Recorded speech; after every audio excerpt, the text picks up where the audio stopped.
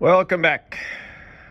So what we have here is a OEM fit fuel line, hard fuel line that goes from the pump to the carb. And while I do have a Quadrajet, the intake has been replaced with an Edelbrock Performer.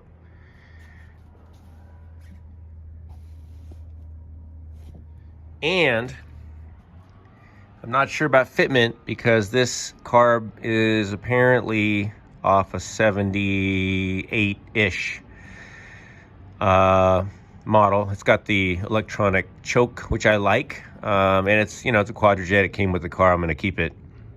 It's been rebuilt already. It should work fine.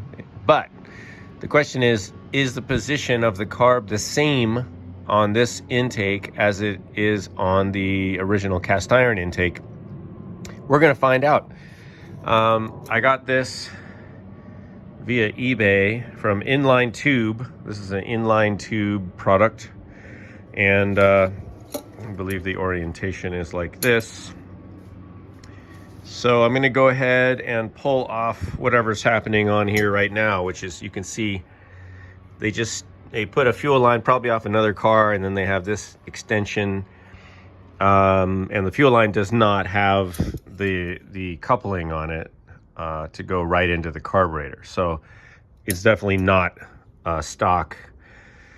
It does go in right to the fuel pump, but it doesn't have coupling to go right into here. So I'm going to just remove this, and then fingers crossed, we're going to see if this replacement fits or not. Here's what is on the car, which is what was on the car when I bought it. So just a fuel line coming up, and then this. So I'm going to take this out, and we'll see if the replacement fits in here. It should fit right in here. All right, job's done. Just kidding. All right, so we know that this fits. Let's see if it fits. If it fits all the way down to the pump. So I will show you guys what I'm doing. I've never installed a hard line before, so what I did is I attached it down there. I attached it loosely to the fuel pump, and then I wanted to see where we were up here. So obviously I need to rotate it. Down at the fuel pump, I need to go, at least from this angle, clockwise. So that's what I'm going to do. All right, just to show you what we're working with down here is this brass fitting is where you would get that angle, and that's an 11 16ths. And so what I can do, I don't know if I can do this while I'm videoing, I usually don't, is I'll just grab this. I don't know if I can get any motion. Yeah, I might have to just do this with two hands. But anyway, I'm just gonna grab this back here, and I'm gonna, tip this a little forward. Okay, so I just tipped it a little, and now I'm within this range, but you can see right here, this angle is not, I'm not loving this angle. So I suppose if I tip it more, I can eventually, this will flatten out. So I'm just going to go a little far, and then what I'll try to do is see how far I can go back, just to get it in here. So I'll go a little more clockwise.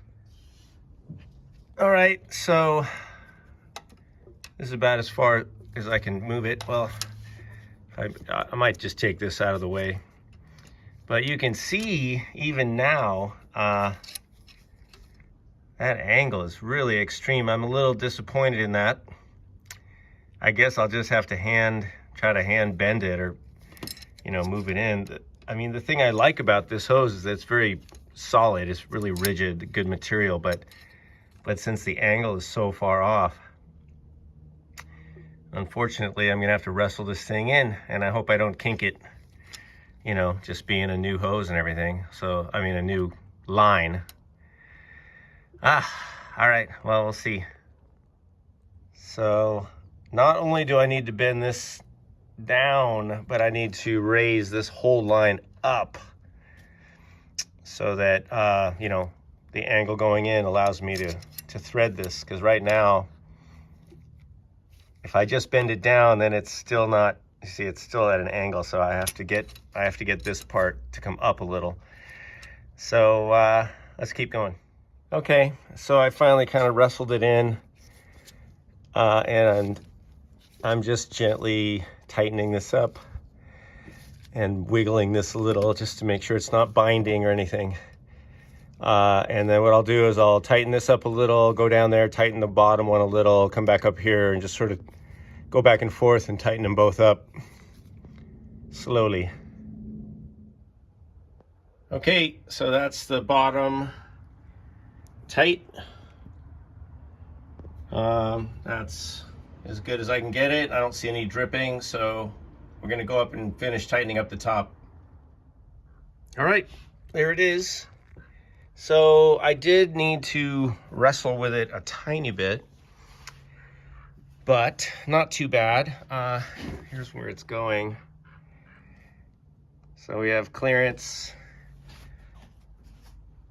on the valve cover, which is great. So I can pull this off if I need to.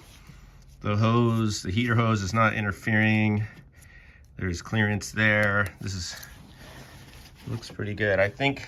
So, I mean, does that look like stock position to you guys? It must be, right? I thought I saw some vehicles where this is coming out and going more like straight down from here, but that, you know, that looks like it's going pretty much down the face and correct, you know. So, all right, success. And I would recommend this brand for anybody looking to replace. So the questions that we answered here is, if you have a Quadrajet, even if it's not the same year Quadrajet, but you also have a different intake, will a stock fuel line work?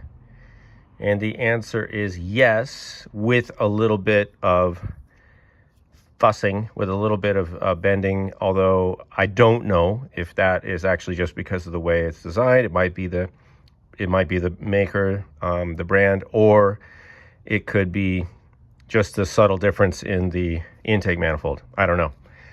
But either way, this combination works. So again, this is on a 71. Of course, all these blocks are pretty much the same, right? So it's just a small block Chevy. And then the carburetor is around 78, 77, 78. And it works. All right. So thanks for watching, you guys. If there's anything I'm doing wrong, put it in the comments. I mean, with regard to this, I know there's a lot I'm doing wrong. My wife tells me. But anything related to this job, let me know. Thanks for watching.